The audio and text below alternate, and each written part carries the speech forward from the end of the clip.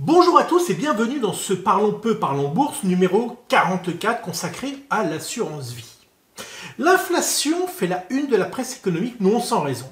Dans la zone euro, elle atteint 7,5%, un record de plus de 30 ans. D'une certaine manière, l'inflation me fait penser au génie des dessins animés. Alors que le possesseur de la lampe d'où sort le génie est assoiffé en plein milieu du désert et demande de l'eau, le génie le noie sous un torrent.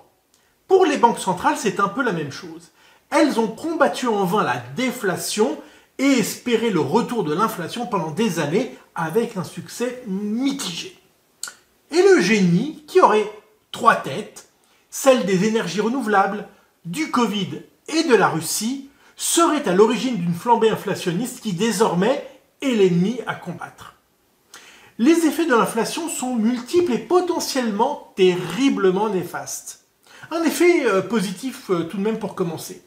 Devant la hausse des prix, les consommateurs peuvent être tentés de précipiter leurs achats, surtout avec les aides gouvernementales, et ainsi créer un surcroît de consommation temporaire. Mais il faut tenir compte du corollaire de l'inflation, la hausse des taux. Elle signifie qu'il coûte plus cher de s'endetter pour les consommateurs, mais aussi pour les États. Dès lors, les gouvernements seront limités dans leurs aides aux consommateurs puisque le surcroît de dette déjà pléthorique se ferait au prix fort. Mais l'effet sur les Français ne se limite pas à la baisse de pouvoir d'achat. Il faut également regarder du côté de leur placement et là, suivez mon regard car il se pose sur le placement favori des Français, l'assurance vie. L'assurance vie, vous le savez sans doute, peut être investie en unités de compte ou en fonds euros. Avec le fonds euro, la compagnie d'assurance vous permet d'accéder à un rendement fixe. Il a été en moyenne de 1,10% en 2021. La hausse de l'inflation vient bien sûr grever ces performances. On parle alors de performances réelles. Ces performances réelles sont négatives depuis un an.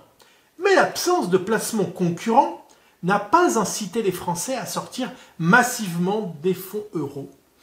Avec l'envolée récente des taux à long terme, ce n'est plus le cas.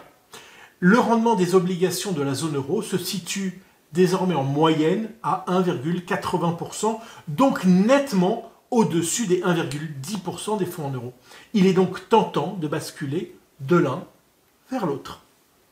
Mais attention, si la sortie des fonds euros était massive, cela pourrait mettre en difficulté les assureurs et la loi Sapin 2 pourrait être activée. Elle autorise l'assureur à bloquer votre argent pendant 6 mois.